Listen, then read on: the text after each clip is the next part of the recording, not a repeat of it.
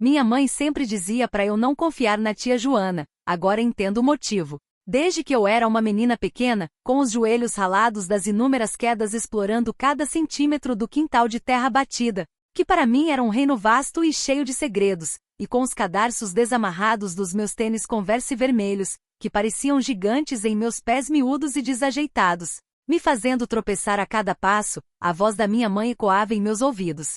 Não era uma voz áspera ou severa, daquelas que se usa para dar ordens ou para repreender com dureza. Era suave, quase um sussurro melancólico, carregado de um peso invisível que eu não compreendia, e inabalável em sua firmeza, como uma melodia antiga e esquecida que se recusa a ser silenciada, que permeia a memória e se instala no subconsciente, marcando a alma. Não confie na tia Joana, meu amor. Mantenha os olhos bem abertos com ela e o coração guardado. Não se deixe levar pelas aparências, elas podem enganar. Nem tudo que reluz é ouro e nem todo sorriso é sincero, especialmente os dela, ela sussurrava, enquanto penteava meu cabelo em tranças apertadas que às vezes me faziam chorar baixinho de dor, sentindo os puxões fortes no meu couro cabeludo sensível. Ou então, enquanto me dava um beijo de boa noite na testa, o cheiro doce e reconfortante de lavanda de sua pele me acalmando e me envolvendo em uma bolha de segurança. A luz fraca e amarelada do abajur, um objeto antigo com um abajur de tecido florido desbotado pelo tempo, criando sombras dançantes e fantasmagóricas nas paredes do meu quarto, que me pareciam gigantes, animadas por uma vida secreta e misteriosa. Eu, com a inocência e a ignorância da infância, com a mente ainda um território virgem e fértil, cheia de sonhos de castelos encantados, princesas destemidas e aventuras intermináveis, nunca entendi o porquê de suas palavras enigmáticas, carregadas de um peso que eu não conseguia decifrar, de uma dor que eu não conseguia enxergar. Para mim, tia Joana era a personificação da alegria, da generosidade sem limites e de uma magia que parecia faltar no meu dia a dia, na nossa rotina tão comum, desprovida de grandes surpresas e, por vezes, um tanto quanto austera. Ela chegava em nossa casa como um vendaval perfumado, um furacão de cores, de risadas e de vida que varria a rotina monótona e, por vezes, austera da nossa casa, injetando nela uma energia vibrante e uma sensação de festa. Trazia consigo presentes coloridos, embrulhados em papéis brilhantes e fitas extravagantes, que pareciam ter saído de uma loja de brinquedos mágica, um tesouro escondido. Suas risadas estridentes ecoavam pelos cômodos, preenchendo o silêncio com um som vibrante e alegre, e sua energia contagiante preenchia cada canto, tornando-o mais vibrante, mais alegre, mais cheio de vida, como se uma luz intensa tivesse sido acesa. Seus abraços eram apertados, quase sufocantes, que me faziam sentir pequena e protegida, como se eu estivesse em um casulo de carinho. Seus beijos, estalados e ruidosos, que deixavam o gosto de batom vermelho e adocicado na minha bochecha, e seus olhos, sempre brilhantes e cheios de um entusiasmo contagiante, pareciam carregar a promessa de aventuras emocionantes, de segredos compartilhados e de doces escondidos que só ela sabia onde encontrar e que me oferecia em conivência. Com um sorriso cúmplice, eu a via como uma fada madrinha moderna, uma figura mítica saída diretamente de um livro de contos de fadas, uma aparição deslumbrante e cheia de encantos. Ela era um contraponto vibrante e marcante à quietude e à seriedade, por vezes sombria e preocupada, da minha mãe. Enquanto minha mãe era prática, realista, com os pés firmemente plantados no chão da nossa rotina simples, mas segura e previsível, tia Joana era o caos organizado. A fantasia que irrompia em nosso cotidiano, virando tudo de cabeça para baixo de um jeito divertido e emocionante que me fascinava. Ela era glamourosa, com seus cabelos sempre perfeitamente arrumados em ondas impecáveis, que pareciam desafiar a gravidade e o tempo. Suas roupas de cores vibrantes e cortes modernos que pareciam sair diretamente de revistas de moda, e um perfume adocicado e exótico com notas de jasmim, baunilha e algo mais misterioso que deixava um rastro inconfundível por onde passava, anunciando sua chegada e sua partida, como um aroma de magia e mistério. Lembro-me vividamente de uma vez, no meu aniversário de 7 anos, um dia que deveria ser especial, mas que minha mãe, por suas limitações financeiras e pela sua natureza mais contida, não conseguia tornar tão grandioso quanto eu sonhava. Tia Joana apareceu como que por encanto com uma boneca que falava e piscava os olhos azuis. Uma boneca que eu havia visto na vitrine de uma loja de brinquedos e que eu desejava ardentemente, que ocupava meus sonhos noturnos e minhas orações infantis. Um objeto de desejo inatingível. Minha mãe, com nossa situação financeira apertada e suas prioridades mais voltadas para o essencial, jamais poderia ter comprado um presente tão caro e luxuoso. Aquele presente, naquele momento mágico e inesquecível, solidificou a imagem de tia Joana em meu coração infantil como a tia perfeita. A que entendia meus sonhos e os realizava sem questionar, sem hesitar, sem medir esforços.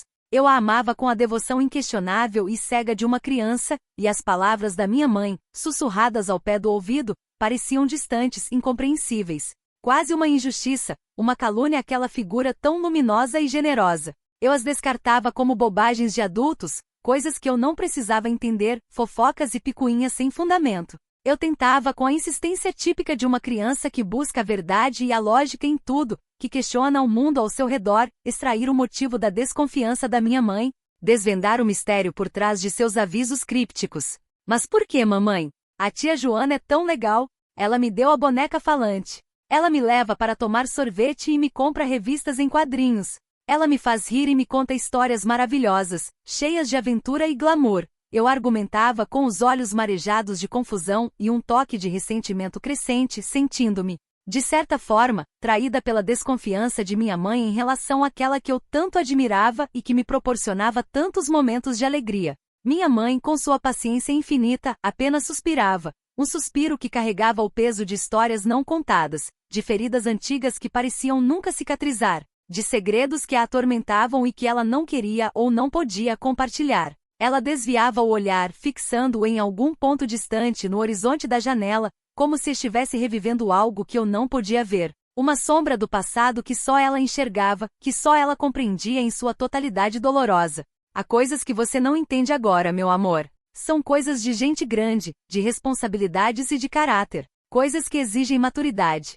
Quando você for mais velha, talvez compreenda, e espero que não seja da pior forma. Espero que não precise aprender com a dor e com a desilusão. Apenas, seja cuidadosa. Não se deixe levar pelas aparências, elas podem enganar. Nem todo mundo tem o coração tão puro quanto o seu. E essa era a única resposta que eu obtinha, uma resposta que me deixava com mais perguntas do que antes, uma nuvem de mistério que pairava sobre a figura de tia Joana, mas que eu, na minha ingenuidade e no meu amor infantil, logo afastava, preferindo a versão colorida e divertida da tia, a que me dava presentes e me fazia rir, a que me fazia sonhar.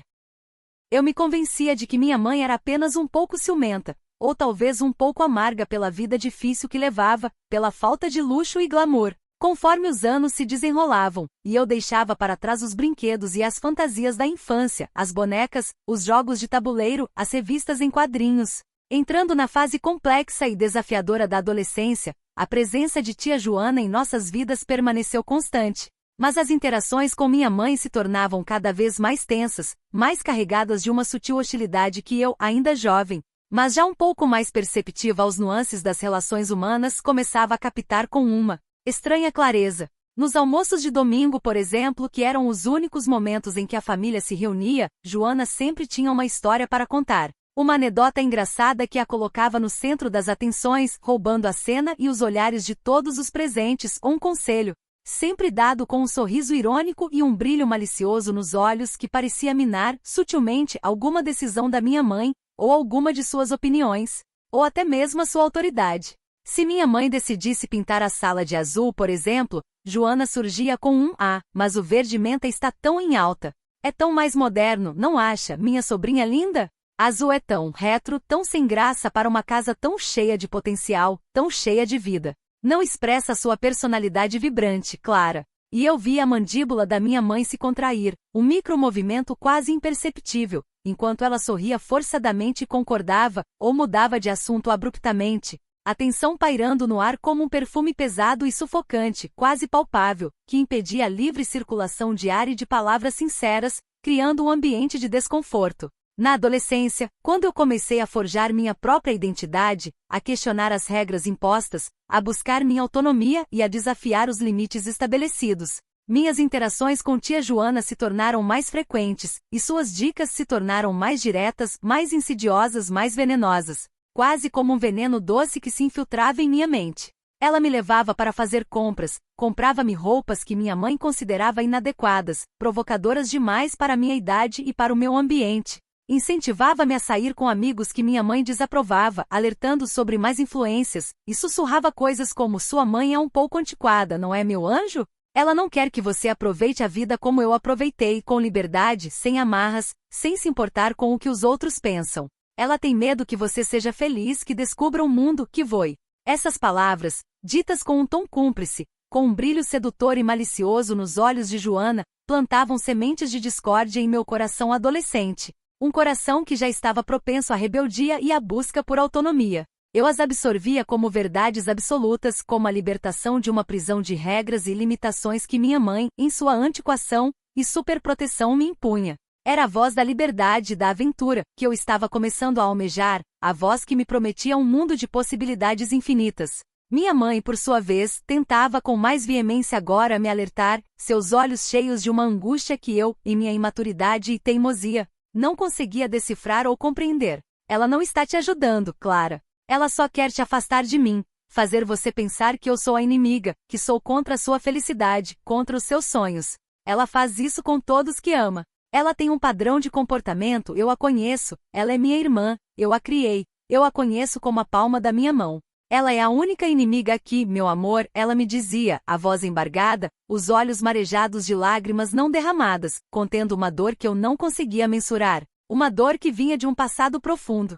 Mas eu, em minha cegueira adolescente, via isso como um ataque pessoal, uma tentativa desesperada de controlar minha vida, de me privar da liberdade que Joana me oferecia, da vida que eu queria viver, cheia de emoções e novidades. Você está com ciúmes, mãe. A tia Joana só quer o meu bem. Ela me entende, ela me apoia, ela me faz feliz. Você só quer me prender aqui, me sufocar, me impedir de viver, eu gritava. Em discussões acaloradas que terminavam com portas batendo com força e silêncios pesados que duravam dias, semanas, um vazio doloroso entre nós. A distância entre minha mãe e eu, impulsionada em grande parte pelas sutis e calculadas manipulações de Joana, começou a crescer. Um abismo invisível que parecia intransponível, uma parede de vidro que nos separava, mas que eu insistia em não ver, em não reconhecer. Joana observava tudo com um sorriso vitorioso, quase imperceptível, mas que não passava despercebido aos meus olhos, que começavam a duvidar de tudo, inclusive de mim mesma e das minhas próprias escolhas, da minha própria capacidade de julgamento. Ainda assim, não havia nada concreto, nada que eu pudesse apontar com certeza, nada que me convencesse a justificar a desconfiança da minha mãe. Joana era sempre carinhosa, generosa, atenciosa, pelo menos na superfície, na frente de todos, em público. Seus presentes eram bem-vindos, seus conselhos, mesmo que questionáveis e com um toque de veneno, eram entregues com um sorriso e um abraço. Era fácil e conveniente descartar a desconfiança da minha mãe como uma inveja feminina, uma rivalidade entre irmãs, ou até mesmo um excesso de zelo maternal que se transformará em paranoia, em delírio de perseguição. E por um tempo, por muitos anos, por toda a minha juventude, foi o que eu fiz. Eu escolhi acreditar na tia Joana, na versão dela dos fatos, na persona que ela cuidadosamente construía, na imagem perfeita que ela projetava para o mundo, a imagem de uma mulher livre, bem-sucedida, moderna e sem amarras. Eu preferia a fantasia colorida e excitante que ela oferecia à realidade cinzenta e rotineira que eu acreditava que minha mãe me impunha, uma vida sem grandes emoções, sem grandes riscos, sem grandes sonhos. Eu me convenci de que minha mãe estava errada, que estava exagerando, que não entendia a modernidade, a liberdade que Joana representava, o mundo em que eu vivia. Que grande e terrível erro eu estava cometendo, um erro que eu só viria a compreender muito, muito tempo depois, da pior forma possível, com a dor da traição. O ponto de virada, o evento catalisador que começou a desvendar a teia complexa de mentiras e manipulações, a máscara que Joana usava e que me cegava, veio quando eu tinha 22 anos.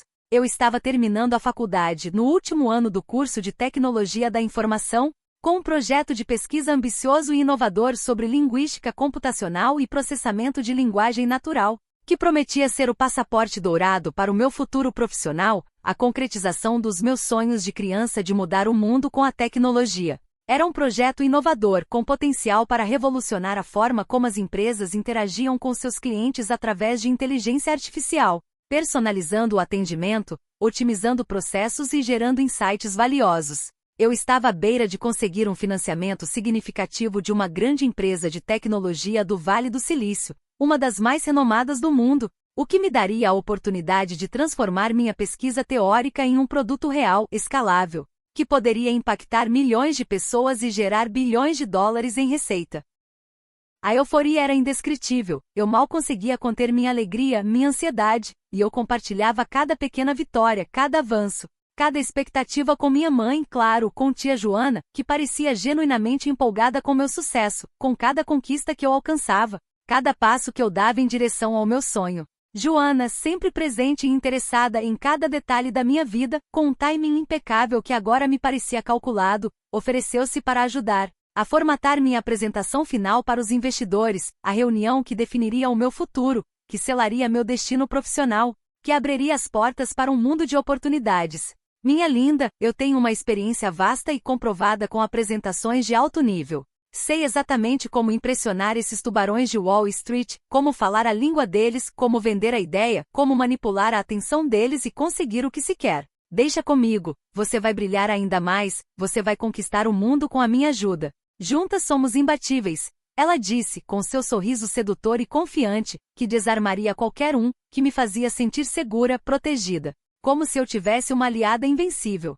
Eu, ingênua e sobrecarregada com a pesquisa final e os preparativos para a defesa de tese que se aproximava rapidamente, aceitei sua ajuda. Ela passou dias em meu apartamento, remexendo em meus arquivos digitais, otimizando meus slides, lapidando meus argumentos, revisando meus dados. Tudo sob o pretexto de me ajudar, de me apoiar, de me guiar. Eu estava tão sobrecarregada com a pressão e o cansaço que confiei cegamente em sua expertise, em sua suposta boa vontade, em seu desejo de me ajudar, de me ver ter sucesso. Minha mãe, ao saber do envolvimento de Joana, expressou sua preocupação mais uma vez, um alerta que soou como um sino fúnebre em minha memória, um presságio de desgraça iminente. Clara, você tem certeza que ela está realmente te ajudando? Ela não tem o conhecimento técnico para isso, ela não entende o seu campo. Ela nunca teve o seu rigor científico, ela nunca soube o que é construir algo com as próprias mãos, com suor e dedicação, ela alertou. A voz carregada de uma apreensão palpável, de um conhecimento que eu ainda não possuía, de uma experiência que eu ainda não tinha. Eu, mais uma vez, a ignorei, atribuindo sua preocupação ao seu habitual ceticismo, à sua antiquação e talvez ao ciúme de Joana.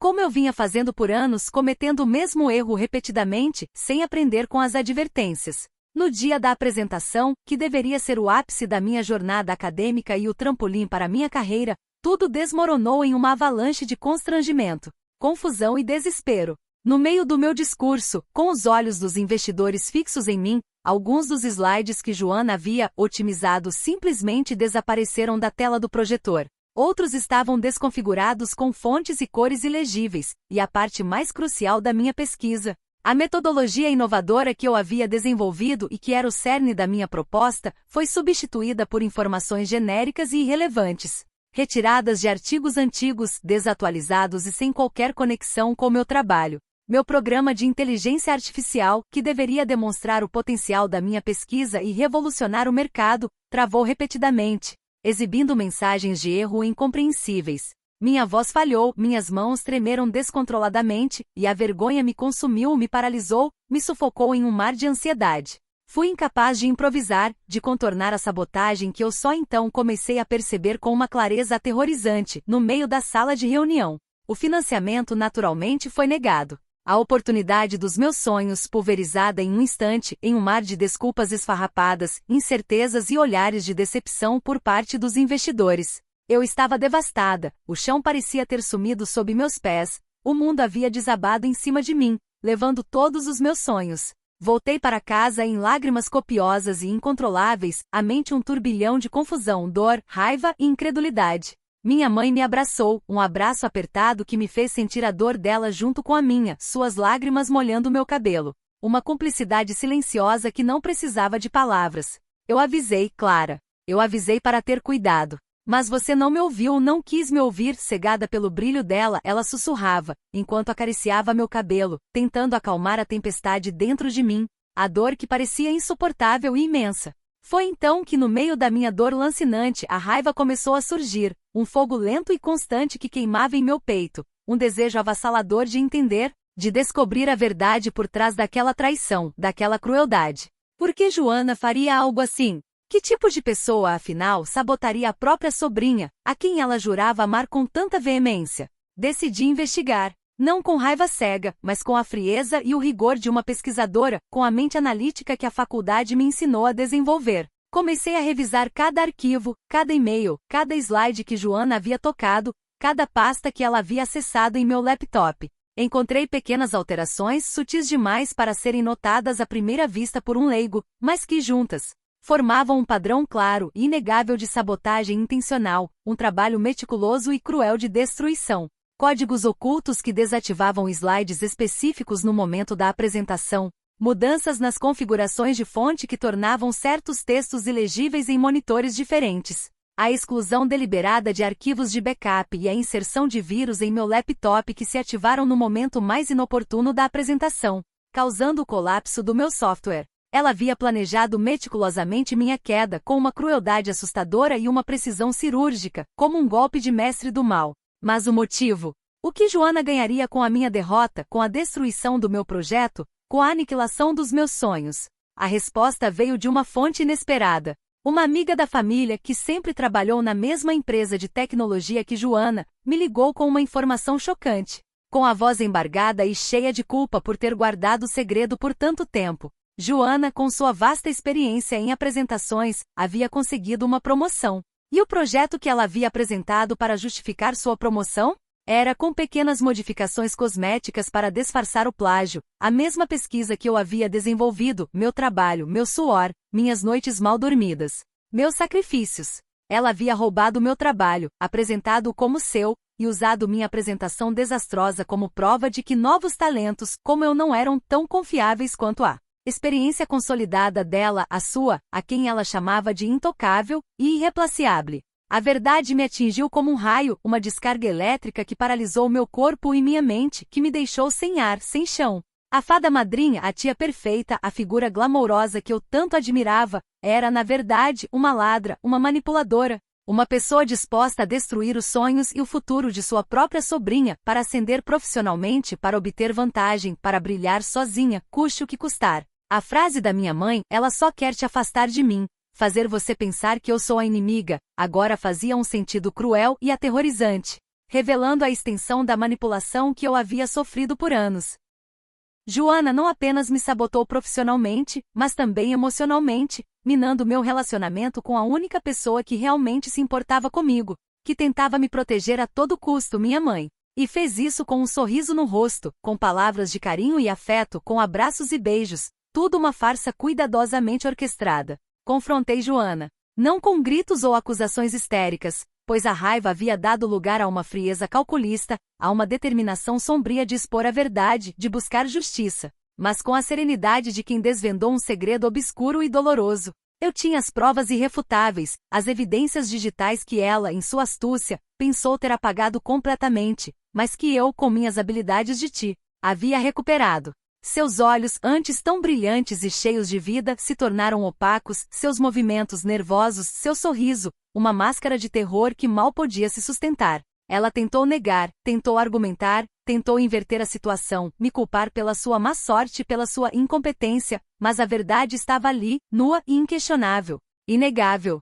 Por que, tia Joana? Eu perguntei, a voz embargada não de raiva, mas de uma profunda tristeza e decepção, de uma ferida que parecia nunca cicatrizar, que sangrava profusamente em minha alma. Por que você fez isso com a sua própria sobrinha, com a sua família? Ela desabou. As lágrimas escorreram pelo seu rosto, manchando sua maquiagem impecável, revelando a pessoa por trás da máscara de glamour, a mulher amargurada que eu não conhecia. Ela confessou entre soluços convulsivos sobre sua própria inveja, sua frustração com uma carreira estagnada, sua necessidade desesperada de reconhecimento, de ser a melhor, de ser admirada, de ter a atenção que nunca teve. Ela admitiu que sempre sentiu que minha mãe, sua irmã mais nova, havia sido mais amada, mais bem-sucedida em sua vida pessoal, com um casamento feliz e uma filha talentosa que ela amava, e que eu, sua sobrinha talentosa e promissora, era uma extensão desse sucesso que ela sentia que lhe foi negado, que ela nunca alcançaria por seus próprios méritos. Ela queria me roubar, não apenas o projeto, mas a felicidade, o reconhecimento, a conexão que eu tinha com minha mãe, tudo que ela sentia que lhe faltava e que ela acreditava ter sido injustamente tirado dela pela vida. A revelação foi devastadora para toda a família. Meus avós, ao saberem da extensão da sua maldade, da crueldade de seus atos, do seu plágio, ficaram chocados e envergonhados, sentindo o peso da culpa, a vergonha de ter uma filha capaz de tal maldade. Meu pai, que sempre teve uma relação mais distante e cautelosa com Joana, cortou o contato imediatamente, declarando que não compactuaria com tal comportamento e que não a queria em sua vida, nem na vida de sua família. A imagem da fada madrinha se quebrou em 1000 pedaços, revelando uma figura amargurada e cruel, uma alma perdida em sua própria escuridão e ressentimento. A mãe de Joana e a minha, que era a irmã dela, uma mulher forte e de caráter inabalável, mas que sempre carregou as cicatrizes das manipulações de Joana, foi, de certa forma, vindicada, mas o preço foi alto demais, a dor, profunda demais para ser curada por um simples "eu te disse", ou por um pedido de desculpas vazio. A confiança havia sido quebrada irremediavelmente. A reconstrução do meu relacionamento com minha mãe foi lenta, paciente, mas firme e sólida, como a base de um prédio recém-construído. Eu pedi perdão, não por ter confiado em Joana, mas por não ter confiado nela, por ter duvidado de seu amor e de sua sabedoria, por ter permitido que as palavras venenosas de outra pessoa se interpusessem entre nós, criando uma barreira invisível e, por um tempo, intransponível. Ela, com seu coração generoso e sua compreensão infinita, me perdoou sem hesitação, e nossa conexão se tornou mais profunda, mais forte do que nunca, alicerçada na verdade, na resiliência e na confiança mútua. Juntas trabalhamos para reconstruir meu projeto, meu futuro. Aprendi com ela a importância da resiliência, da integridade e, acima de tudo, da confiança mútua, da lealdade e do discernimento. Eu nunca mais falei com tia Joana. Ela foi demitida da empresa, a verdade sobre seu roubo e manipulação veio à tona, e sua reputação profissional foi arruinada, sua carreira em frangalhos, sua vida desmoronando sob o peso de suas próprias ações. Ela se mudou para outra cidade, para longe, e nunca mais tive notícias dela, como se tivesse desaparecido do mapa, sem deixar rastros. O perfume adocicado, as risadas estridentes, os presentes coloridos se tornaram memórias distantes, desbotadas e sem brilho, substituídas pela imagem sombria da sua traição e da sua crueldade. Hoje, quando me vejo com minha filha pequena, com os joelhos ralados das suas próprias aventuras e os cadarços desamarrados dos seus tênis coloridos, e ela me pergunta sobre a vida, sobre as pessoas, sobre o que é certo e errado, eu me lembro das palavras da minha mãe. Eu não conto a ela sobre a tia Joana, não ainda, pois ela é muito pequena para entender a complexidade da maldade humana, a profundidade da inveja. Mas eu a ensino sobre a importância de observar, de confiar em seus instintos, de discernir entre a aparência e a essência das pessoas, entre o que é real e o que é fachada, entre o que é genuíno e o que é pura encenação. Eu a ensino sobre o valor da integridade, da honestidade e da lealdade, sobre como a verdade, por mais dolorosa que seja, sempre prevalece, sempre encontra seu caminho para a luz e que as aparências enganam. A lição que minha mãe tentou me ensinar por tantos anos, com seus sussurros e seus suspiros, com seus avisos e suas preocupações, com seus olhares e seus gestos, finalmente ecoou em minha alma com uma clareza cristalina, com a força de um trovão. Algumas pessoas, por trás de um sorriso brilhante de presentes generosos, escondem uma escuridão profunda, uma inveja corrosiva que as leva a trair e a ferir aqueles que deveriam amar, aqueles que confiam nelas, aqueles que estão mais próximos. E a sabedoria de uma mãe, por mais que pareça teimosa ou incompreensível na juventude, é muitas vezes o escudo mais forte contra as armadilhas da vida, contra as manipulações e as traições que o mundo pode oferecer. Minha mãe sempre dizia para eu não confiar na tia Joana. Agora eu entendo o motivo. E mais do que isso, eu agradeço a ela por cada alerta, por cada preocupação, por cada sussurro de amor que me preparou, sem que eu soubesse, para a crueldade do mundo. E me ensinou a valorizar a verdade e o amor incondicional que ela sempre me deu, e que se tornou o meu guia, a minha bússola moral, a minha luz. Minha história, antes marcada pela ingenuidade e pela dor, agora é um testemunho de superação, de um amor filial que resistiu às mais duras provas e de uma sabedoria que transcende o tempo, que se aprofunda com a experiência e com as cicatrizes da vida.